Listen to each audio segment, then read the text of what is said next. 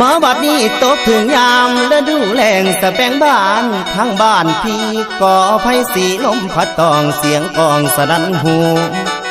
แสนคิดทอดยอดสู่ยามอยู่ห่างน้อไกลกันคุณแล้วสะแบงบ้านลมพัดปิ่นหมุนดอกลงพื้นสุดที่ฟื้นทนใดอุกภายในหัวใจ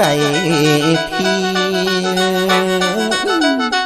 นางเอ้ยนางไงกุลาอายนี่หนพรบ่พรบ่ข้านิ่งน้ำนองเจ้าเรื่องเก่านอกข้างหลังคุณแล้วมันยังฝังในใจเสียจ้องจำเด้อจิตอายคำที่สายเคยเว้าไว้น้ำสาวเบิดทุกสิ่งคำคำให้คำความที่ยิ่งบอกนั้นยังจำมันแม่นบ่มาน้องว่าน้องฮัก